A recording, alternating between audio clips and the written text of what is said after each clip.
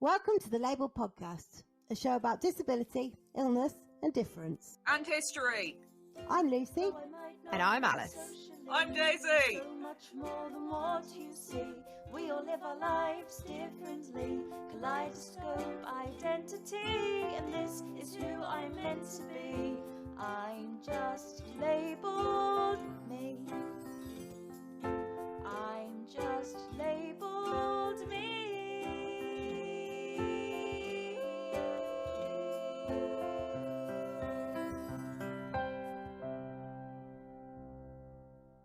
Hi guys! Don't forget, in this episode, I might swear, Lucy might cry, and you can check out details of the trigger warnings on our website. Hello everyone, welcome to another history lesson episode of the lABLEd podcast with me and Lucy. Hello. And of course we've got Daisy. Hello. And we've got a special guest this week because this week we are doing a Black History Month episode. So this week we have got Kimmy here from the Dope Black Disabled podcast. Hello. For those of you out there who don't know, October here in the UK is Black History Month. I think it's February in America. Yes. So we thought, disabled history, it's definitely worth us having a bit of a dive into the diversity amongst disabled people. And we thought, let's be representative here and not whitewash our way through history the way so many people have done before. So we invited Kimmy on. Kimmy, do you want to introduce yourself and sort of tell everybody about you? I love this. I love just your introduction. My name is Kimmy Soko. I am a disability rights activist. I am the community lead at Dope Black Disabled. I am also the CEO of CBQ, which is a disability DEI training firm, and I also do digital brand strategy with my firm.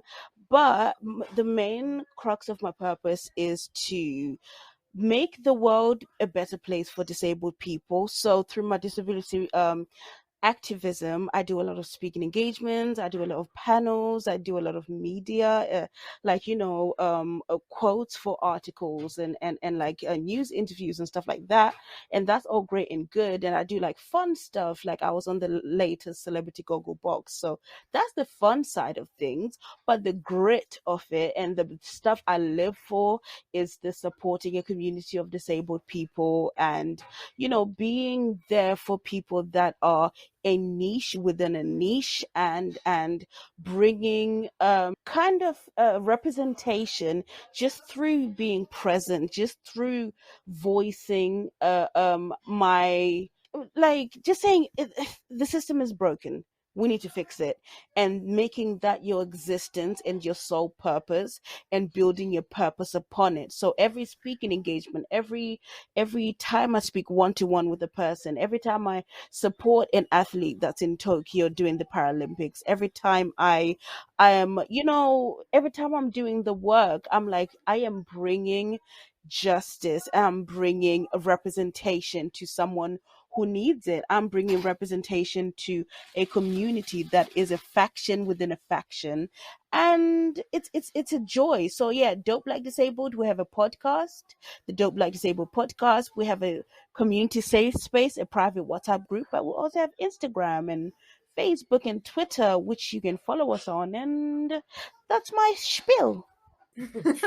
That is amazing. Can I just say as well, I watched Celebrity Goggle Box a few weeks ago, and when I saw your name on the screen, I was like, hang on a minute. Well, we're interviewing that lady. We're interviewing her. I got very, very excited. So, yeah. Thank you. Yes. Oh, I feel like I've missed out. I don't watch TV. No. So That is a beautiful flex. I do occasionally, but mostly I read books and talk to my dogs. So Well, this is why an intellectual. Yeah. Yes. Drinking a gin in the bath like some. plays classical music in the background. Yeah. No, plays Taylor Swift in the background while I dance around with my cat, telling him to shake it off. I bet you've got one of those little trays that goes over the bath as well that you can stand a book in and have a. That's the height of posh to me. No, I balance my iPad on the toilet. Did you know that chocolate boxes of chocolate fingers float in the bath? Did you know that? I didn't know that. There you go. There you go. That's something worth knowing for the future. Yeah, exactly. So can I just like address the elephant in the room, because there's a lot of background noise here, and can I tell the listeners why they're hearing Yes, I was commotion? just going to ask you. I was just going to ask you to tell everybody where you are, the realities of life as a disabled person. So as we speak, I am deep into my admission, a week deep into my admission at Lieutenant Dunstable Hospital. And I have had, 2 blood transfusions, an iron transfusion. I'm waiting for another iron transfusion, and I'm possibly going to have a procedure to remove my heart, my implanted heart device. So at the moment I'm not in the best of shape, but I brought my laptop to hospital. I'm doing work as we speak. I'm running my company from my hospital bed, recording my podcast from side rooms, and like store as we speak right now. I'm in a storage closet, so when you hear anything, nurses and healthcare assistants are coming in and getting pads for the elderly patients, and getting gloves and such, and literally reaching over me. And then the other, the nurses that are taking care of me, that are like, have you taken this pill? Have you taken this? Have you taken that? So I am sitting in a wheelchair in the supply closet. Let me set the visual. Wearing a do-rag. Podcast recording are so glamorous, isn't it? Really, really glamorous. With a midline in my arm and my hospital badge as accessories. I feel so sexy, like Met Gala. Like, where are you? So yeah, that's my environment. At this point, I feel like I'm just setting a record, Guinness World Record. Where you at? Yeah. How many podcasts can one person record from hospital? Yes, 2 so far. Right then, Daisy. Should we get on with some history? Yeah, but this kind of sounds like I'm being given the responsibility of making Kimmy feel better. You actually are. You are my healing balm. Oh, no. That's unfortunate. But like, girl, you're gonna feel bad. Yeah, you should.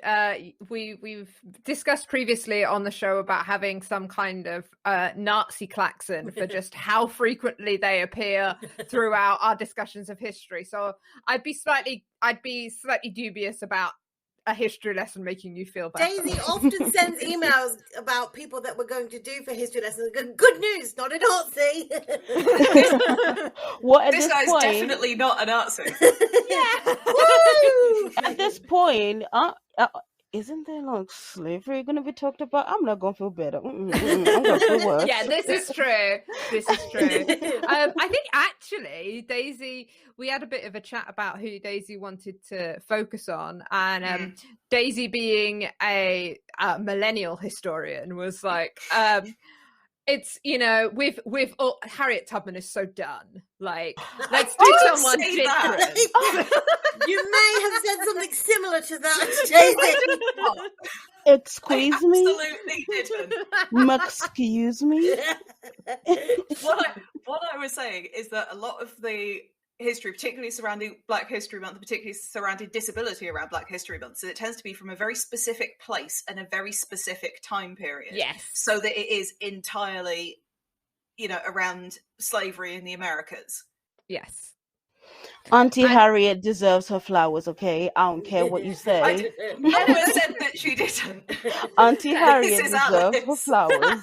No, well, I think what we're saying, what Daisy is saying, is that there is more to Black disabled history than Harriet Tubman and the story of slaves. And I think that's what we're going to hear about today. So I think it would be really interesting. It'd be something really different. So you're gonna change my mind? Okay, girl. I'm joking. Okay, damn it, Alice. This is why I shouldn't talk to you. I am notorious amongst my IRL friends for not being able to keep a secret and keep my mouth shut. So people have just stopped telling me stuff now. Yeah. I'm like the last person to hear anything. So you've learned now, Daisy. Yeah. It's not even a secret. It was just doesn't matter. Love you, Daisy. So we are going back to the 13th century. Wow. Wow, that's quite a way Okay. back. Yeah. So this is why there is no Nazism, because it wasn't invented yet. Phew. So this is going back to right at the beginning of the Mali Empire. Okay. So you may well have heard of certain people from the Mali Empire, but not necessarily this person who was basically the start of it. So this is Mansa Sundiata Keita, who's the so-called Lion King of Mali. I'm excited now. Okay. Simba was the Lion King, but go ahead. Yeah, so that will be coming up. So this was the first ruler of the Empire of Mali, and he was the creator of it back then. So prior to this, the place he was born, which was the Malinke Kingdom, had been part of the Ghanaian Empire, which is sort of next door. But this kingdom had its own rulers, kind of like a federation almost, sort of different kingdoms with different rulers. But pretty much all we know about this guy's life was passed down in that form of kind of oral history, epic poem. Mm-hmm. So this is why so much of it is kind of up in the air. Okay. And it's, all of my history is kind of comes with a shrug. Okay. So as well, maybe, It's a bit of a grey area, is it? yeah, it's a bit in the same way that kind of, like you say, it's a really long way back. So anything from that sort of time is a bit of a grey area. So it was written down for the first time in the kind of early 1900s. Oh, wow. So do you think they've taken artistic license during that time? There's a chance that there.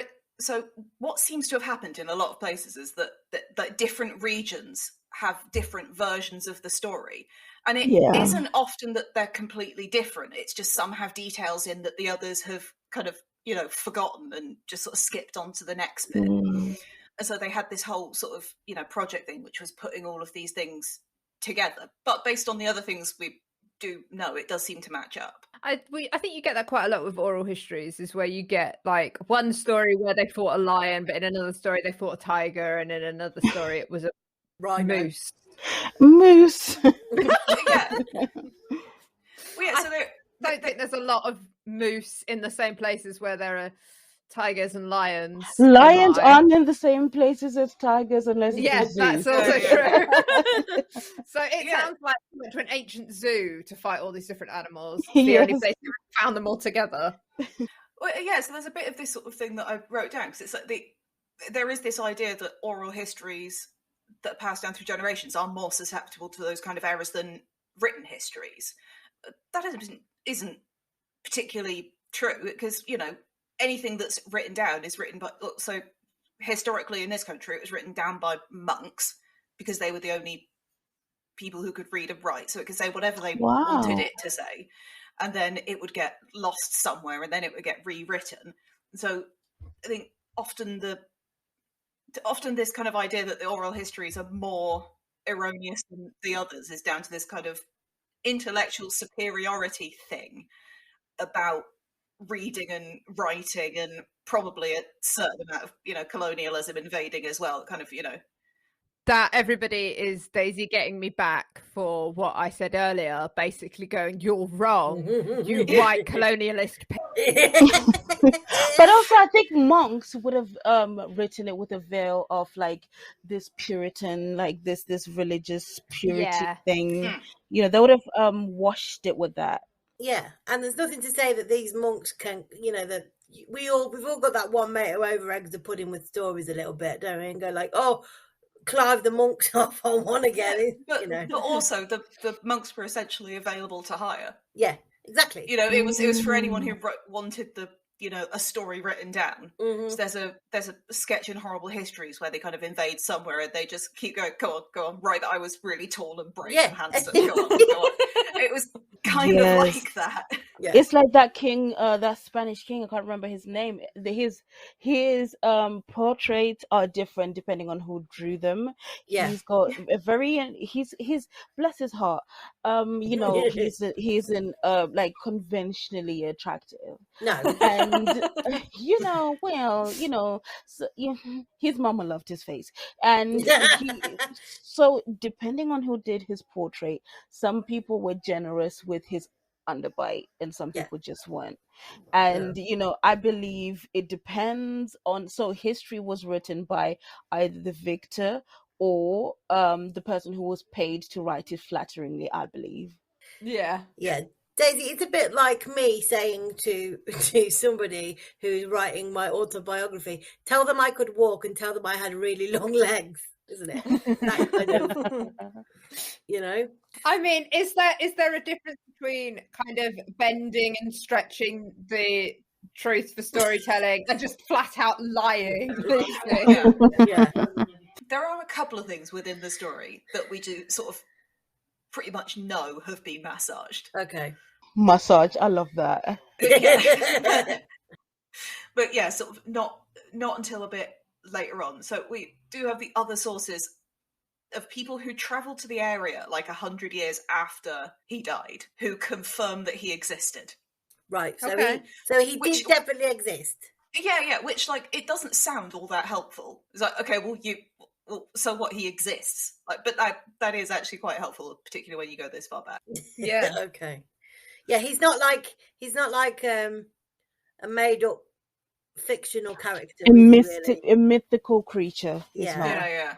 We have that, don't we? With there's arguments around whether Arthur was actually a person, King Arthur, whether there was whether there was a couple of people that it may be reflecting on. I mean, there's obviously things about it that aren't true, like the whole magic wizard thing. Yeah.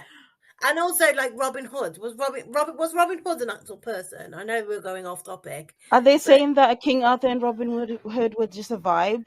Like, oh, they were the same person. They were never in the same room at the same time. Exactly. Yeah. It's actually the Doctor. That's what it is. It's the Doctor in a different suit.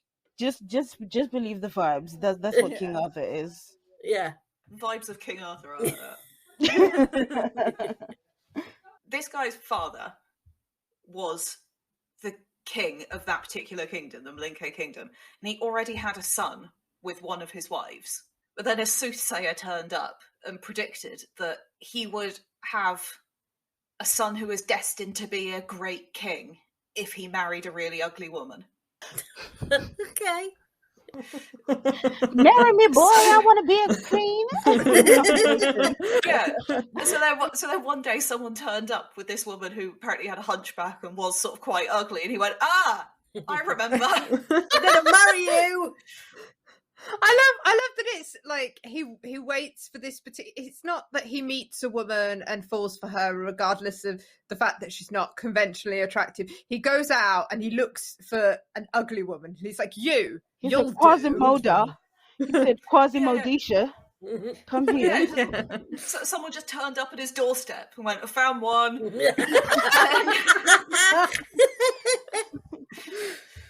So they got married and had a son. Who was apparently sickly, as people so frequently get described, and unable to walk throughout his childhood, although no one explains anything about that, ever. Why he can't walk? Yeah, no idea. He's Don't just know. sick. I guess. Yeah. Or it was just his mother's ugliness just Maybe. rendered him. It was That's too it, I'm not- hereditary for him. Yeah. I'm not Just- getting up until you get prettier. You said, what did he have? Quadrimosetia syndrome? That's what he got. Yeah. Daisy, I am going to use that insult. I am not getting up and walking until you get here. So by that point, one of the first wives so this is Sundiata's half brother. Right, yes. So the half brother and the half brother's mother, so I guess stepmother, Yeah. I guess. Yeah. Half brother and the half brother's mother. One of his dad's other wives. Yeah. They kind of ruthlessly, mocked him and his mother and were very, very mean. Partly, I think, because they were just, dickheads, but also partly because they were intimidated by the prophecy.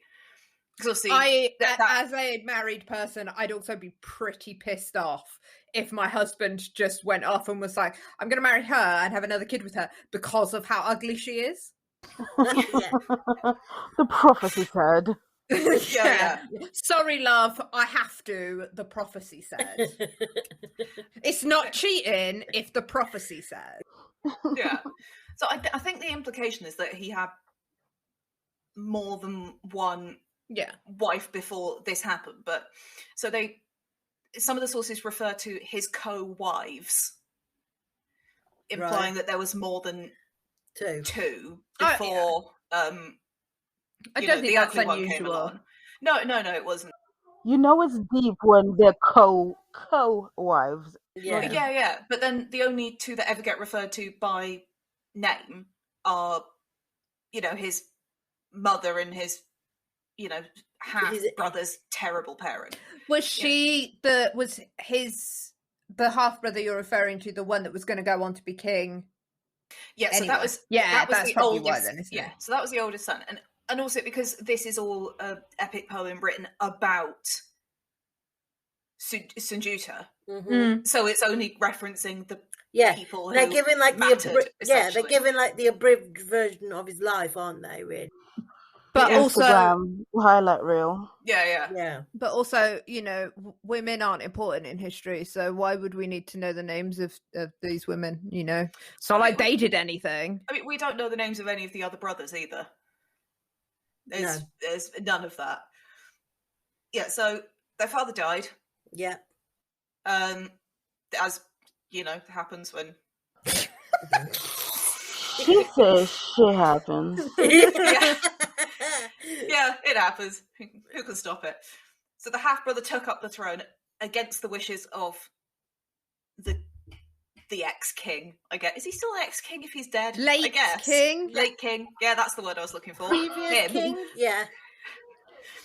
Yeah, so against the wishes of the late king, who wanted it to go straight to the younger son because he was the prophecy that said, it's going to be an excellent king. Yeah. Half brother just went, that kind of feels like my job.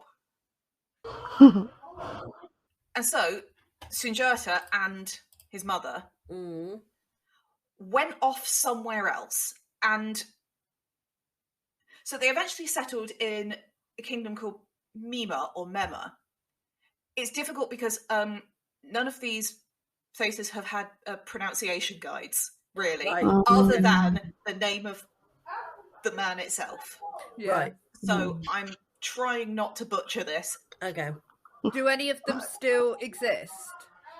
I'm sure they've been renamed by now. I was going to say colonization and modernization and we stuff. gave them nice, white, easy to pronounce names. Yeah.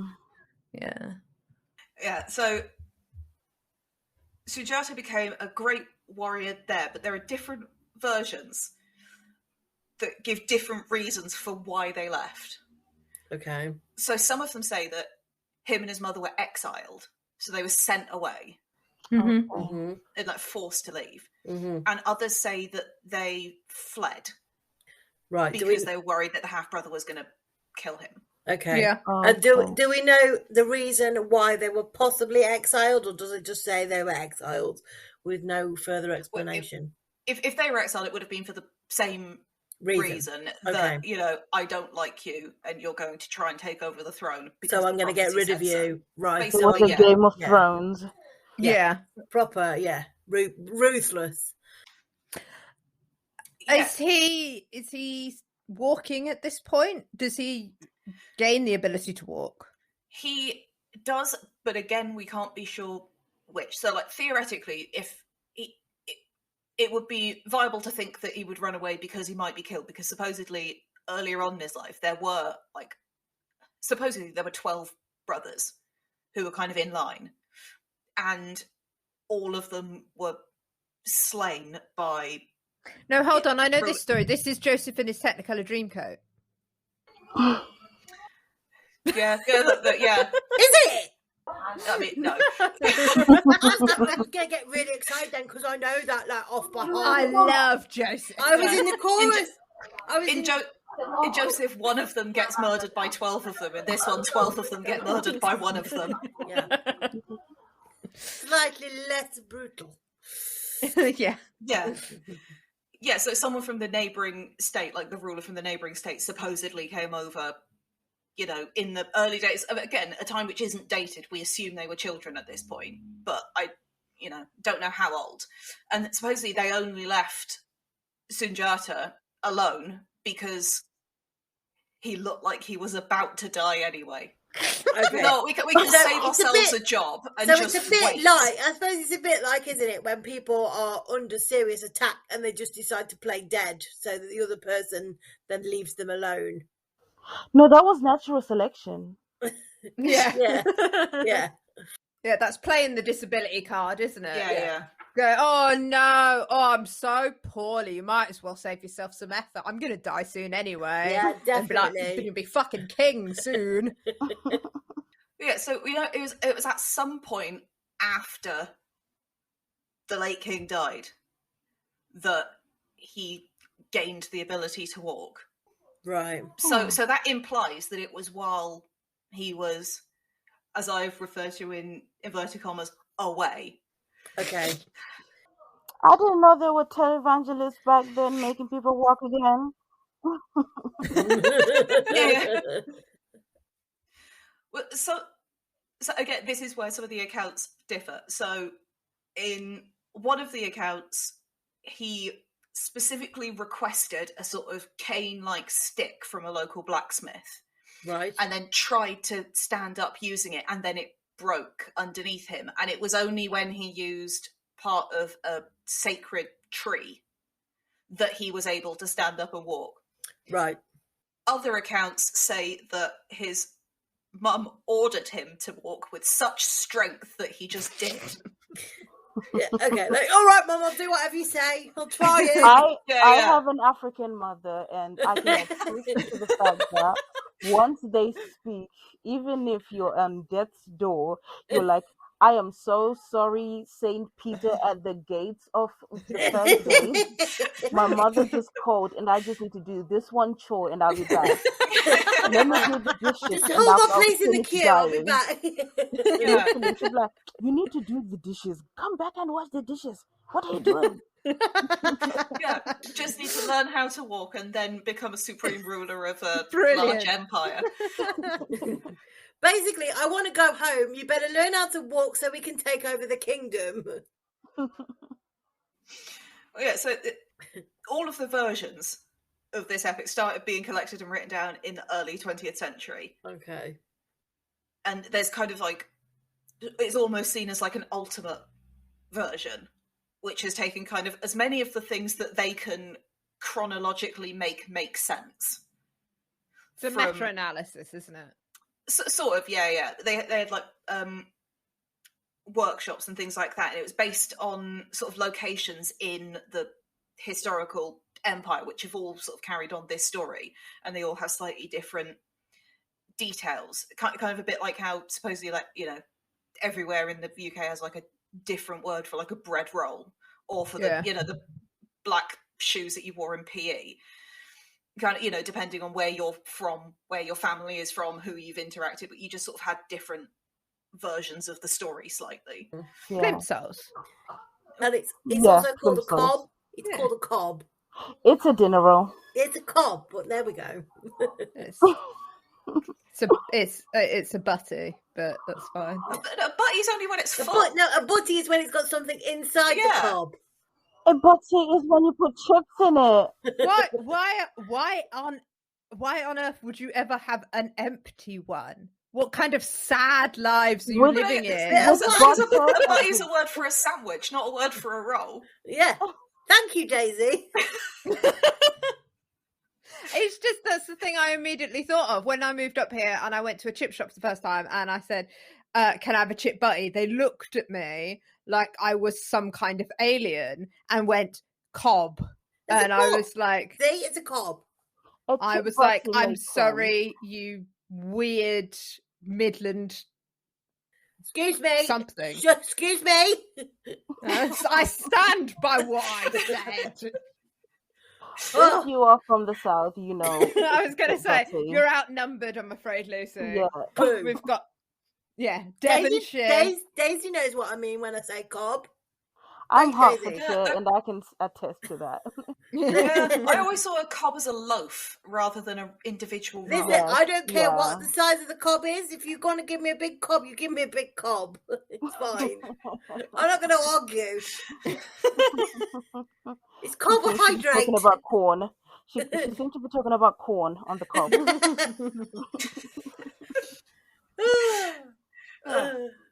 Okay, yeah, so that's beside the point. I should have predicted it by bringing that up, that was going to cause that. Why do you think we set this for 2 hours?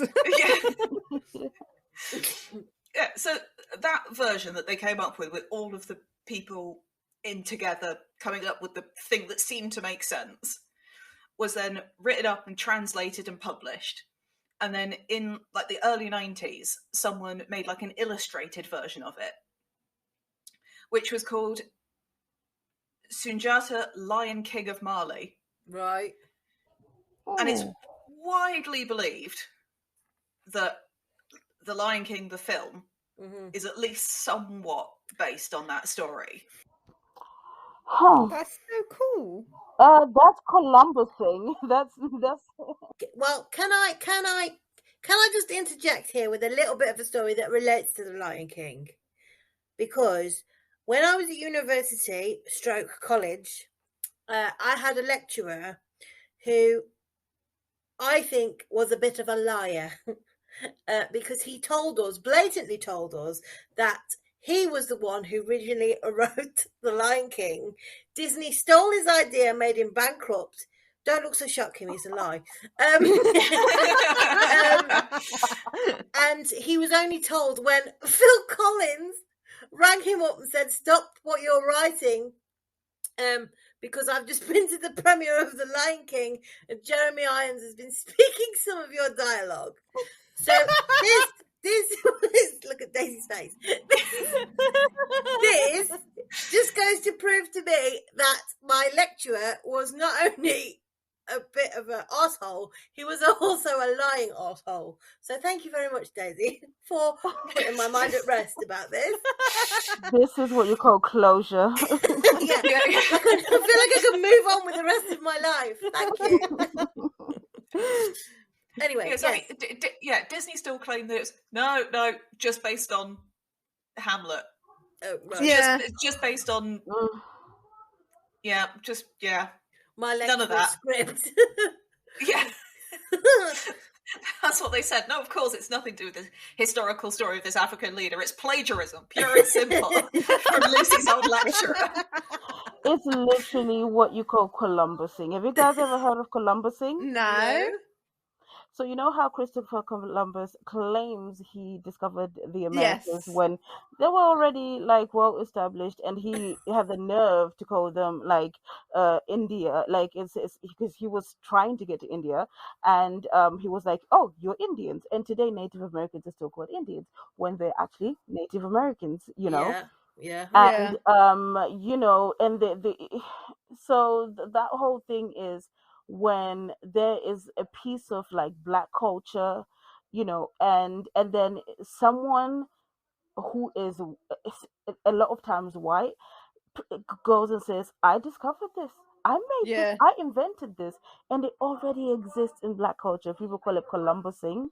Right. And they're like, oh, we made this, oh, baby hairs, we did that, that's our thing. So like when we used to be called ghetto for having like cornrows and baby hairs and whatever, and then you see Elle magazine and all these runway shows, and these white girls, these models are rocking all the stuff that you'd see in Peckham and in all the urban areas, and the girls were being called ghetto, but now it's being called high fashion. And let's not talk about those blow up dolls called the Kardashians, like rocking it and making it like, oh, high fashion. That's what we call Columbusing, because you're acting like you invented it and it was already here. I think I had a podcast about somebody talking about that the word woke, how everybody's like, oh, it's such a like 21st century millennial word, but actually it's a word from like Black culture from at least the like jazz era.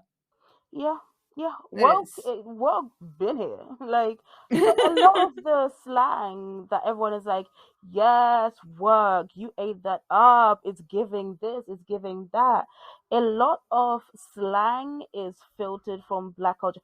So it starts really, Black women are like the first ones to be like, all this, and then Black gay men are the ones who make it cool and put that little seasoning on it, that they make it like cool, and then the rest of the world are like, well, we want this, we want a piece of this, and then it just spreads like wildfire, and the world, and then you see these YouTubers be like, the Met Gala, it's just not giving what it was supposed to give.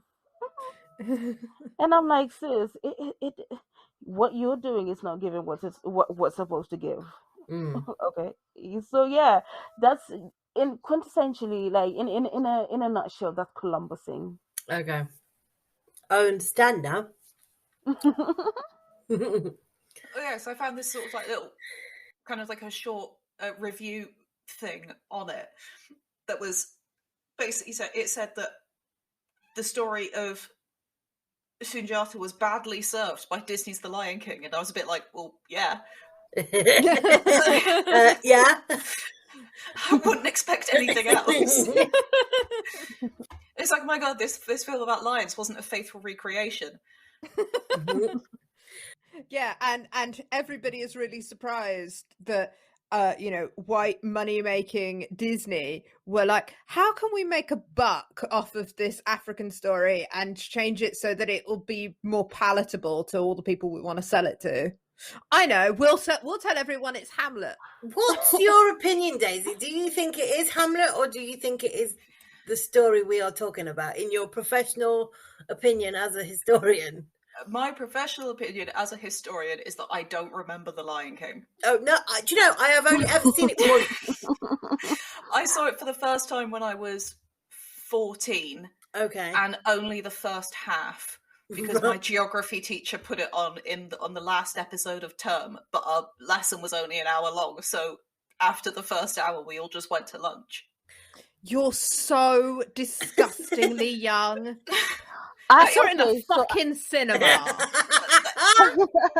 So I was born in 92, right? So I might be like, oh my God, how are you not like 12? I'm 29. I know.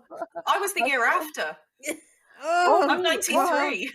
Yes. So I saw it when I was like, maybe like 8 years old, and I'm pretty sure didn't it come out in 93 or 94? Really? Don't know, I wasn't paying attention. I was busy. I saw it in 98, 99, but I remember seeing it, and then like I saw it so many times, and because some of the songs have like Xhosa and Zulu, and like you know, one side of my family is South African, my mom's side, so I connected to that side of it, and like Simba is like a Zimbabwean name, and my dad's side of this of the family is like Zimbabwe. It's like a Swahili, and it means lion, but it's also like a Zimbabwean name as well. So I had like a connection to it, but I didn't know. But then now learning, getting #woke, and learning that like Walt Disney was a whole. Nazi klaxon alert. Walt Yeah. Disney was a Nazi. She's a fast learner, everyone. We found one. Like Walt Disney was a Nazi, and like, so I'm not surprised that like his company's ethos is all messed up. And just seeing the way that like the sound of, what's the name of a Song of the South, like it's been banned and Yeah. everywhere. Yeah.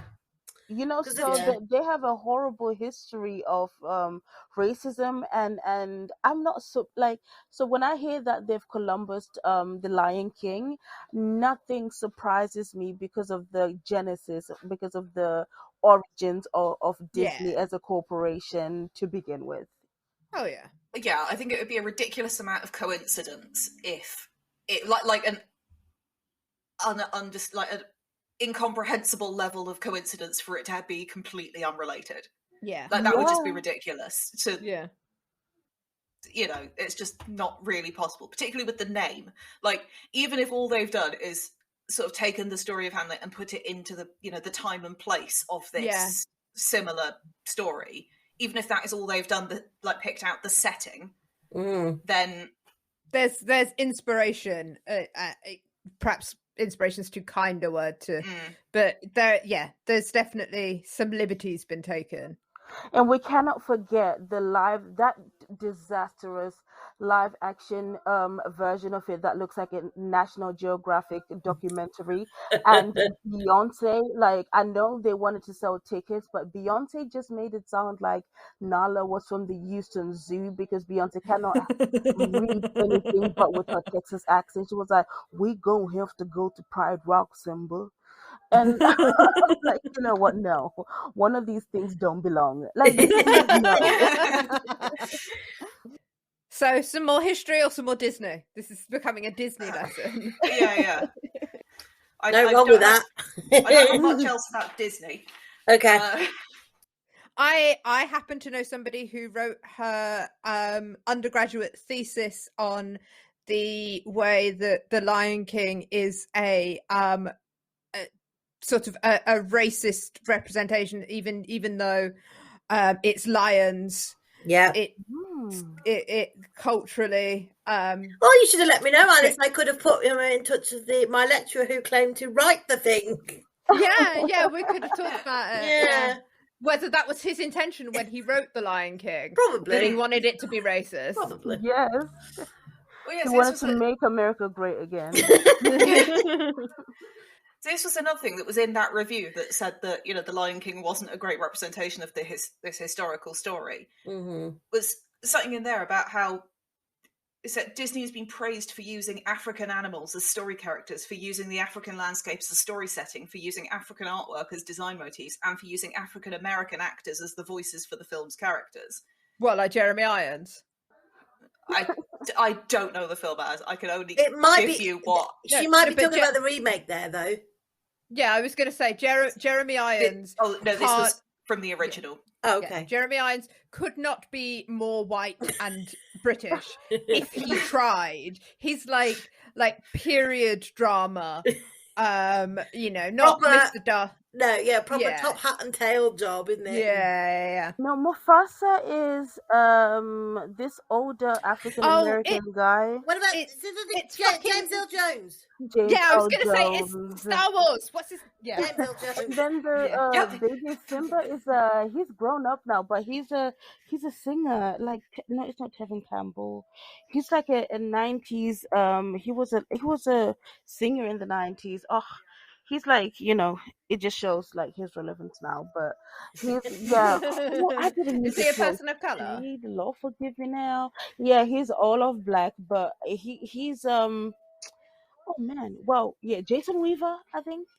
Yeah, Okay. Jason Weaver. Are you googling it? Yeah.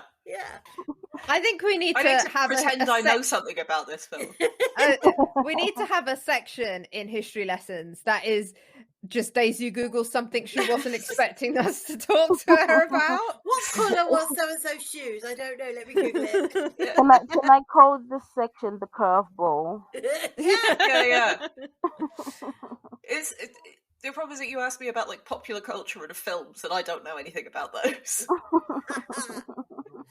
Okay, what was Act 3, Scene 2 in Hamlet? Yeah. Was it Exit Pursued by a Bear? That's one of them.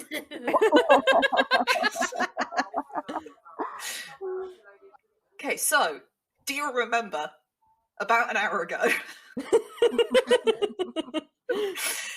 he'd gone to the kingdom next door in maybe exile, maybe running away? Yes. Yes. Yeah. Okay. Okay. So while he was there, as I've referred to it in my notes, powering up, becoming, as they refer to it, as strong as a lion, which is why he ended up being called the Lion King. Lion King, yep. Okay. As he became this sort of like, incredibly good, like, warrior, soldier type person, to the point where the king of the The place where he was. Probably Mema. Kingdom. Yeah, I was thinking Mema. That seems more likely. Yeah. It's phonetic. I think Mema is like more phonetic with regional, like regionally. Yeah. And I just wanted to add that like he's literally having a glow up, like in the next kingdom, and they were sleeping on him. It's basically, yeah, because he became such a good warrior that the king of the Mema kingdom actually like made him one of the heirs to the throne. Okay. Blimey. It's kind of like in a sort of protectors of the kingdom type way, rather than a, you are now my son whether you like it or not kind of way. So he had a Chloe J. Simpson Kardashian revenge body. Yeah. Based on my limited understanding of the Kardashians, yes. and then had his very own everything the light touches moment. Yeah. I was gonna say, I think Lucy's the only one who gets that reference to the Lion Yes, King. I get it. I get Good. it. Jesting. Yeah, so while he was there, the king of one of the other neighbouring kingdoms in his original land came in and invaded, and his half-brother, who was at that point in charge, ran away. Yeah. So, supposedly, messengers were sent out to go and find Sundiata and bring him back, because he was this prophesized excellent king. Again, this is where we get slightly diverging messages. In some accounts, the messengers went straight away to go and find him and bring him back to save our people. In the other scenario, the invaders came in, lived there for a bit, took charge, and the reason why they went to get him was much more tax related. Right. Okay. That feels like you're starting to charge us a bit more than I would like now. Maybe we should go get the other king. Yeah, no, you've gone a bit too far there. I think your time is up. Yeah. I feel like that was probably more believable somehow. Yeah. People tend to sit around until they start having to pay for things, and then they go, "Hold on a minute." It's not like an episode of Lassie, is it, where the dog comes running and everybody's like, "Oh my god, someone just fallen down the well. Let's go immediately." Yeah, what's that, Sundiata? Trouble at the old mill? Yeah. I must get this sorted immediately. Yeah, so he created this group of allies of a lot of the other kingdoms that had been sort of taken over by these people who decided they didn't fancy doing that anymore. And they went to, defeat the invading king, which they did at the Battle of Curina, where, according to, so I've just written in my notes, according to history, legend, who can tell? So thanks, Daisy, for that. Sundiata supposedly killed him with a poisoned arrow. Whoa. I mean, that is dramatic. Yeah. So much of this is tied up with legend and also with the traditional, with this sort of traditional religion, which was, very sort of like spiritualist and magic based. And so it kind of, it's difficult to tell whether it's sort of part of the prophecy of him being this brilliant king, which is that, essentially this, larger than living, almost, deity type king was beaten by our king. So he must have been even more magic than the other one. Yeah. So it does kind of, blend in together a bit. But yes, they won that battle, and Sundiata was made the first emperor of the Mali Empire, which was all of those kingdoms who had been fighting alongside him. Oh, wow. Right, okay. And was given the title of Mansa. Mansa Musa, Yes! I was going to say, yeah. Yes! the richest man ever. I know Mansa Musa. So, Mansa Musa is this guy's grandnephew. Grandnephew. Oh, wow. So this guy is the first of the Mansas, which was king of all kings.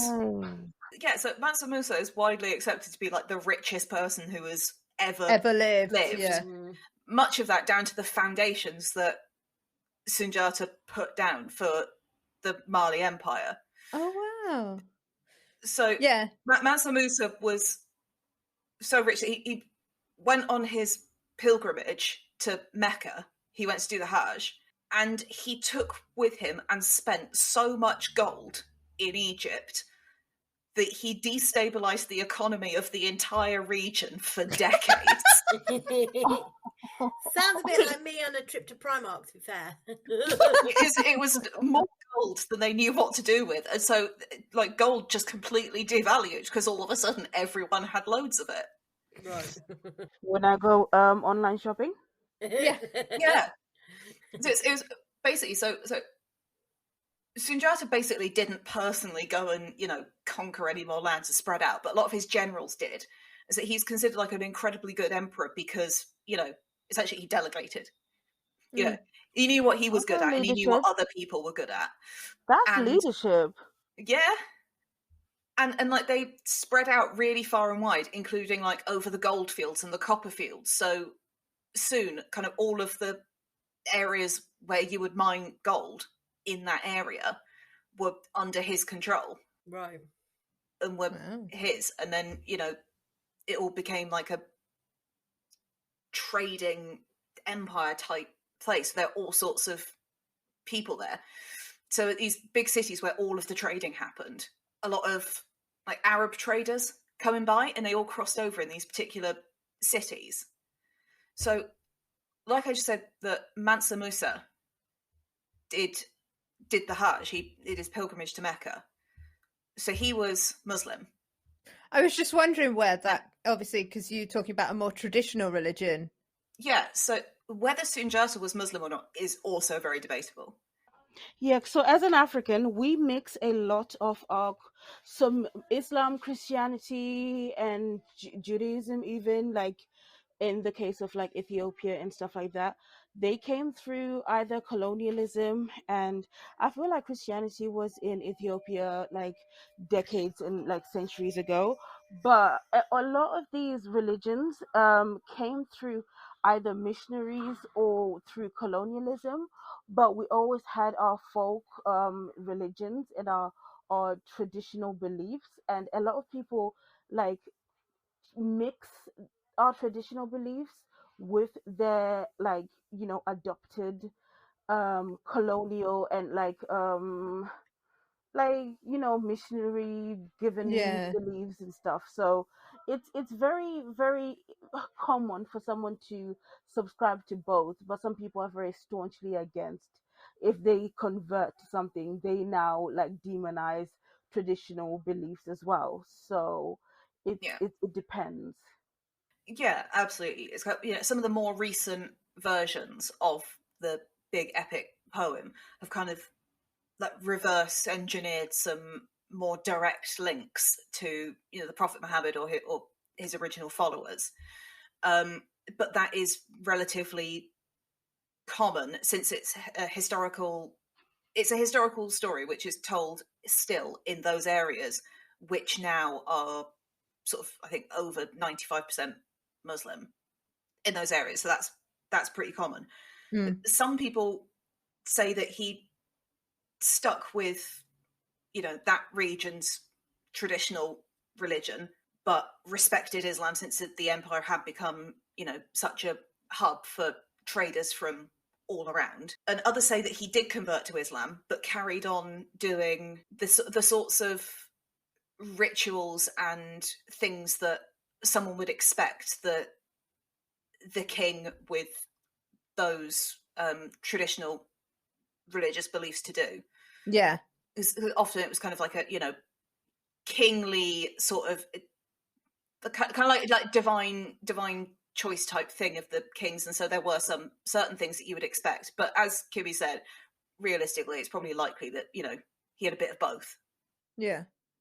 But, you know, there's no way to be sure. The more kind of cultural or like things of show that like that people do, you know, like, I don't know, the way the queen is like technically like the head of the church and does all sorts of those sorts of things, but I doubt Liz is bending the knee on the side of her bed every night.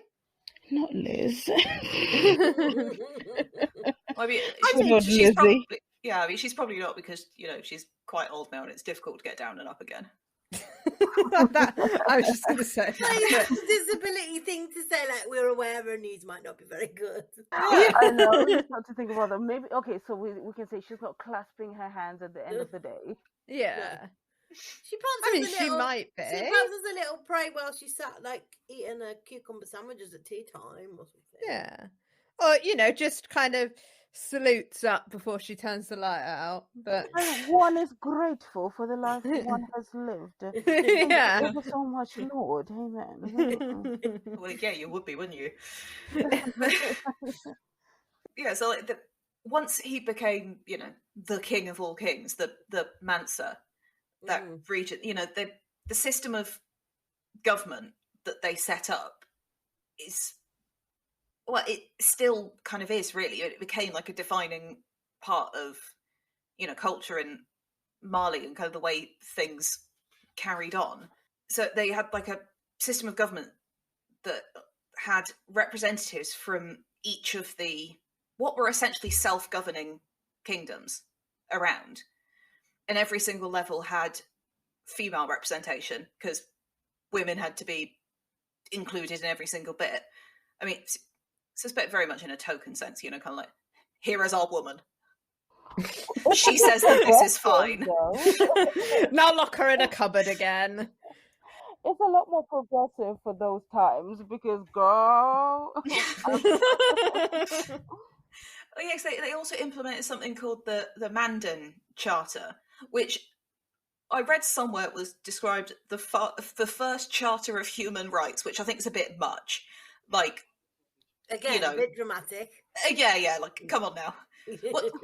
What one person said that it was like an abolition of slavery, and I'm like, but they mentioned slavery so many times.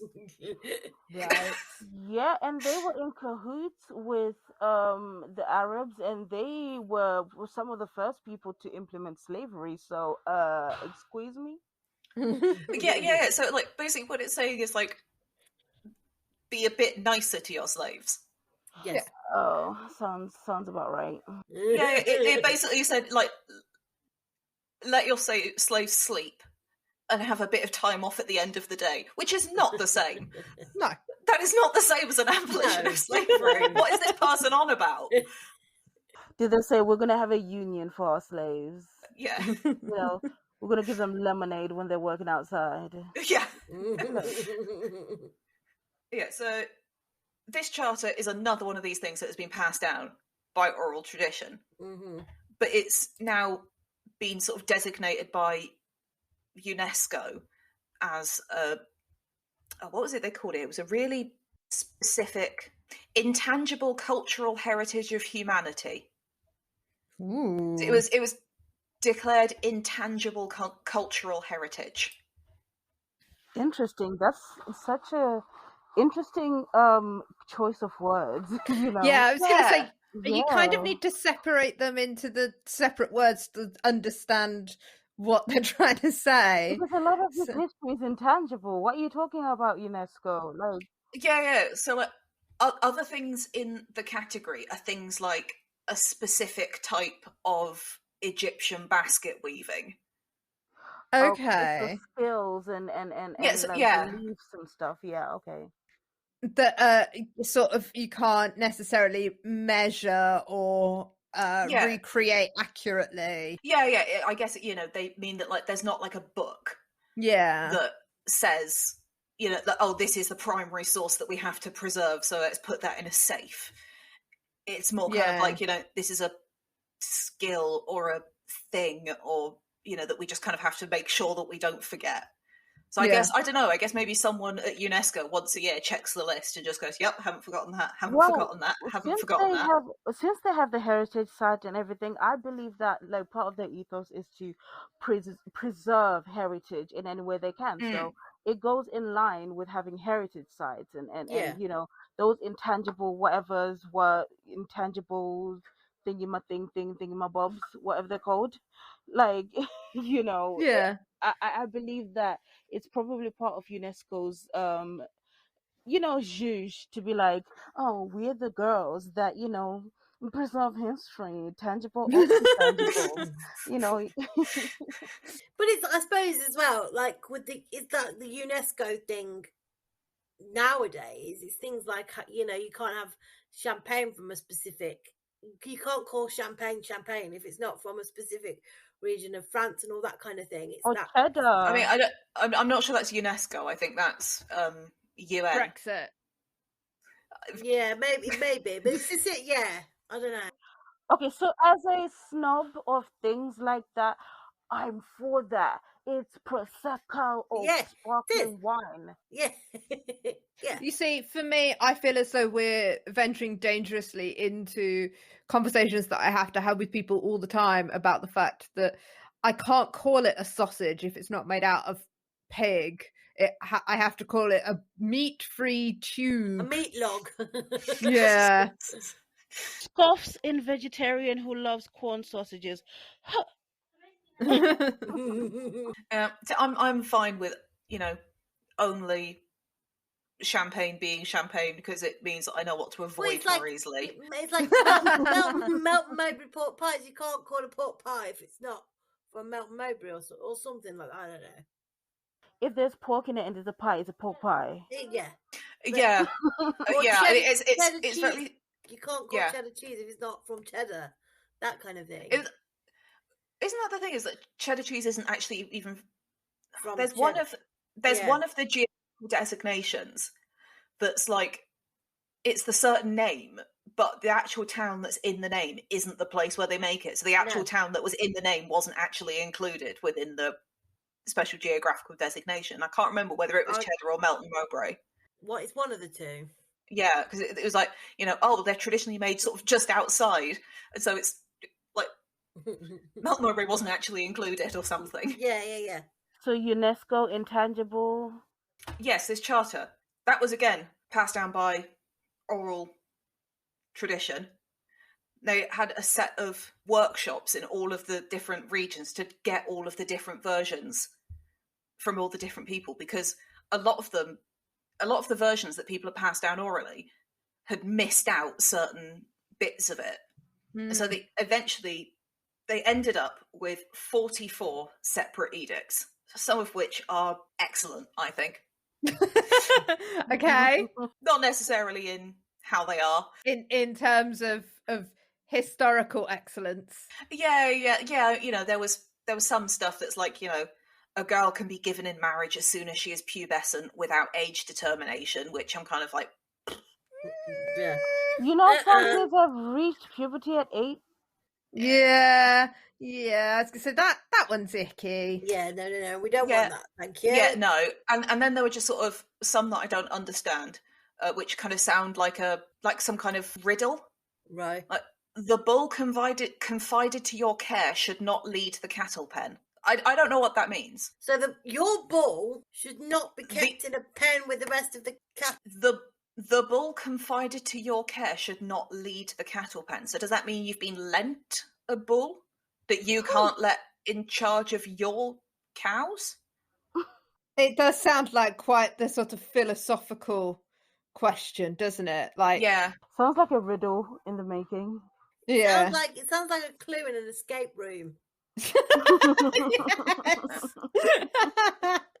But they did allow divorce if the husband was impotent or otherwise incapable of assuming the obligations of the marriage. Okay. That's pretty progressive. I like the vagueness as well. Yeah, The, otherwise incapable of assuming the obligations of. I told you to put your socks away. Is everyone going to be blank when I say that? So that would include Nicki Minaj's cousin's friend who got the vaccine and. Oh, God. Oh yeah. Oh, dude. Yeah. So I've copied out some of my favourite of the edicts. Go on. The good bits. Lies that have lived for 40 years should be considered like truths. Okay. Yeah, fair enough. What? If you lied for long enough, that's just true now. Yeah. So if you lied about someone's paternity and he said the wrong person was their father, after 40 years, it's their father now. Yeah, definitely. Any object found without a known owner becomes common property only after 4 years. Finders keepers. But after 4 years? Yeah. After 4 years, it's a free-for-all. Losers, weepers. Yeah, which that would not have worked out for the time my friend found 20 quid on the floor of Vodka Revs. So I half-heartedly stood up and looked around and said, "Is this anybody's 20? Okay, no. That's my guess. That's fine, thank you. She bought us all drinks. Yeah. So it was fine. Thanks, Yeah. Laura. So she should. Yeah. It's politeness. That's Robin Hood right there. Yeah, I was going to say, you could have gone, yeah, that's my fucking 20 quid. Yeah. No, she did the Robin Hood thing and you Yeah. know, fed everyone with £20. We stand a share machine. Socialism! Yeah. Never offend the talented. Well, no. Don't offend me. No.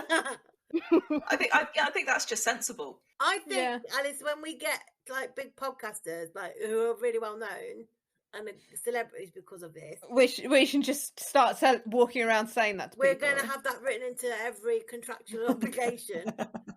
Please do not offend me. And only yellow jelly beans. Yeah.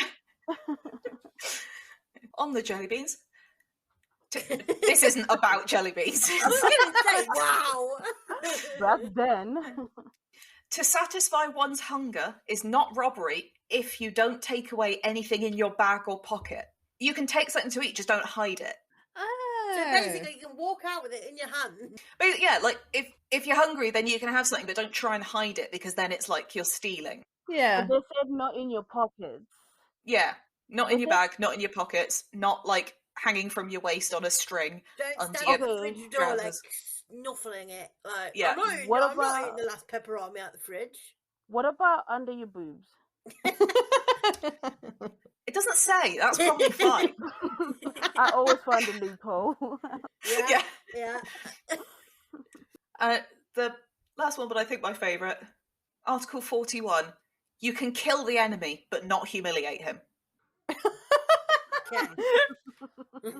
I think I'd rather humiliate someone so that they have to live with the knowledge that I made an ass out of them for the rest of their lives. Because, if they're dead, then the suffering's done. You don't have to humiliate someone to make an ass out of them. Just assume. Yeah. Yeah. God, that's like my mum. That was such a dad joke. Yeah. All right, ta-da. So I don't know how I end this. Are we, Oh, okay. So. Oh, hang on. No, he did die, but we don't know how. Okay. Oh, well. How old was he when he died? Don't know. Okay. Wow. Where did he die? Where did he? Not sure. So we just know that he's dead. He's dead. Are we sure he's dead? Well, he was born in the 13th century, so I hope so. Okay. Yeah. No, Does he's he still have alive like a somewhere. fancy tomb anywhere or anything? No, very specifically not. It's the tradition in that particular culture was that there is no locator of the graves of their kings. Oh, wow. UNESCO royalty. knows, but they're just not saying something. Yeah. Basically like a treasure hunt. Sort of, like it's somewhere. yeah, it's just completely unmarked, and we're not really sure. So people are assuming that he died sort of 1255, Okay. but that's no one was able to tell me why they came up with that as the particular number. Yeah. It was just kind of like, yeah, we've just accepted that it's then. And I said, why? And they went, shut up. None of your business. Essentially. This sounds a lot like none of your business. Yeah. Historians are meaner than I thought. Yeah, so there are three potentials of the way that he died. Either he drowned while trying to cross a river, he was killed in an accident with an arrow at a ceremony.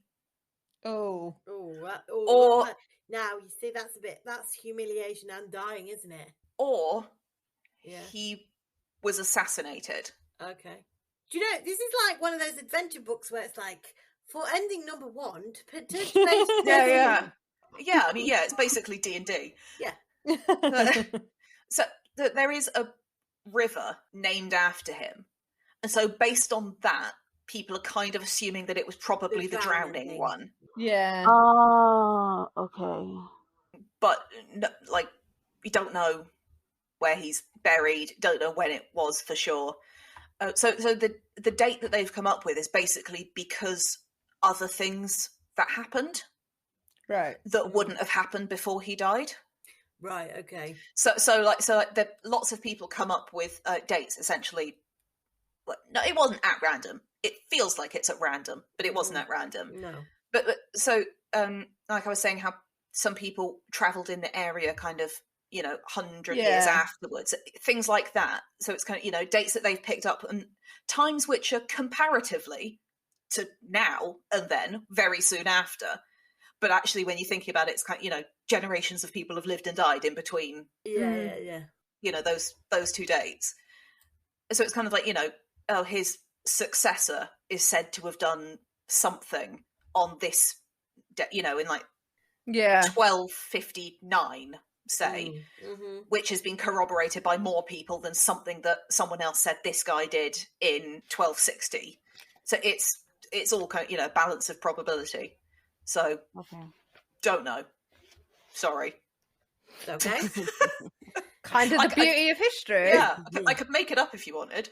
I like that. That's more fun. No, that was very interesting. That so was remind us of his name. So it was Masa Sundiata Keita. Okay. Although Keita may not have actually been his surname, that might have just been a term meaning like the line of the throne. Yes. Yeah. When you send me the resource notes for this episode, for when we're putting the episode together, can you also give me the spelling of his name? I can give you one of them. Yeah. Yeah. Which one would you like? Anyone, you pick one, and I will use it. Yeah, I'll pick the one that's at the top of the Wikipedia page. Make it easier if other people want to look it up in the future. Good idea. Yeah. Okay, Manta Sundiata Keita. Because there's a Malian singer called Salif Keita that I grew up listening to, and it's from the same country. So it's Sundiata Keita. Yeah. So basically, his first name is the only thing that I was able to find a pronunciation thing for, Right. which is apparently Sun-Ja-Ta. Supposedly, but yeah, it's all timing based and all that, isn't it? Yeah. Dude, their names are like his mother, Sukulung Conte, father Nare Magahan Konate. They had some tongue twister names back in the day. I wouldn't survive. Yeah. I'd be offending everyone.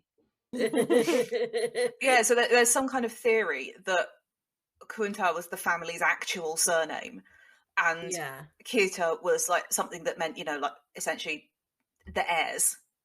Yes. Okay. To the, but then it's Like just his seems title almost. Yeah, but it just seems to have become their family name, and it's one of those things that people debate about in a way that's it's one of those historical debates which ends up with one person saying, "Well, he's just a fucking idiot," about the other, Okay. which happens a lot more than you would potentially anticipate. Okay. Yeah. Because a lot of my lectures was just, oh, and so says this, who's a fucking idiot. Daisy, thank you so much for that. That's a really interesting episode. That was a really interesting episode. Almost got away with it without any Nazis. Yeah. Until Kimmy turned up. Kimmy had to go and mention Walt Disney. Sorry to bring in the Nazis. So we're replacing the sign, which is podcast episode without a Nazi, back to 0. Yeah. It's like that bit in The Simpsons, days without incident, 1, and then back to 0. Yeah. Kimmy, thank you so much for joining us for this episode. It's been really helpful to have your insight into the culture and all that kind of thing. So I hope you've learned something too. I've learned something, but girl, I'm just winging it. So am I. We all, yeah, I was going to say. No, but you know what? Being in here, I spend a lot of my time in hospital.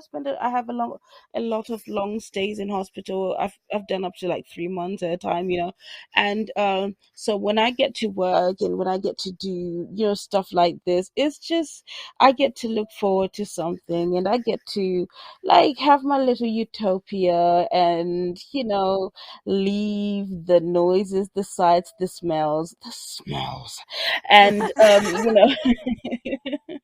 just the chaos of the ward. So thank you so much for the distraction. And Well, just see the time. This is past hospital tea time, isn't it? Have you missed your dinner for us?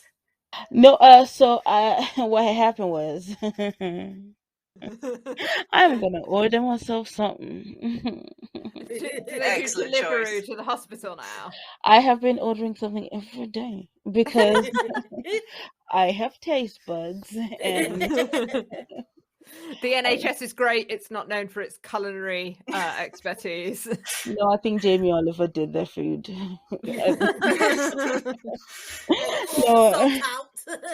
Yeah. Kimmy, we'd love to be able to have you back occasionally, as and when because I think this has been a really good, fun episode to record. So definitely. If you ever want to come back and join us for an episode, not necessarily Black History Month, but just like in general, we'd love to have you back. I would love. You know what? Call me. I am here. I'm always, available to, like, I will clear my schedule and I'm like, you know what? I'm here. Okay. We can do this. We can talk about all the Nazis you want. I'm sure we'll get around to doing a Harriet Tubman episode at some point, even if we have to drag Daisy kicking and screaming to it. Yeah. Can we honor my auntie, please? Kimmy,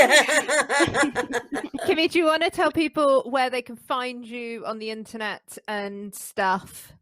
I would like to be found at Dope Black Disabled, at Dope Black Disabled on Instagram, and my Instagram is Kimmy Soko, so KIMMYSOKO CBQ. So Kimmy Soko CBQ, and then Dope Black Disabled on Instagram, and then our Twitter, Dope Black Disabled, is DB Disabled, and my Twitter is Kimmy Soko. So get to know your girl. Tweet me, Instagram us, and leave a comment. I'm accessible, and if I'm doing it, doing a speaking engagement, I'm doing anything, join. It's always fun. It's always a party, And everybody, check out Kimmy's podcast, the Dope Black Disabled podcast. It's you and my brain has gone blank. What are your co-hosts' it's my names? friend Fats Timbo. Oh no. The podcast is sorry, I was thinking of Gogglebox. My podcast is me and Debola Daniel is our sensible man of the house, and then Christine Jonell is my fellow sis. So it's the three of us, and I alternate between them because we have a rule low, no more than 3 voices at a time, to not make it, confusing, because we're conscious of our community, and not to make it like, sensory overload. Yeah. Well, in that case, I apologize to anybody who's listened who was overloaded by me and Lucy talking over each other as usual. Yeah. It's a house rule, isn't it, really? Yeah. No, your podcast is soothing. Oh, thank you. That's not a word that's been used to describe my voice before. Never, ever, ever. If you enjoyed this episode, listeners, please rate, review, and subscribe. It really, really helps us find new listeners. And obviously, the more listeners we have, the more of these episodes we get to do. You can follow us on all of the places, lABLEd podcast, or I think lABLEd pod. lABLEd pod. lABLEd pod. And we will see you guys next time. Bye. Bye. Thanks for listening to the lABLEd podcast. If you like the show, please rate, review, and subscribe. You can follow us on social media at lABLEd podcast. Thanks go to our editor Adam Hall, our music composer Maisie Crunden, and our graphic designer Sarah Coley. We'll see you next time.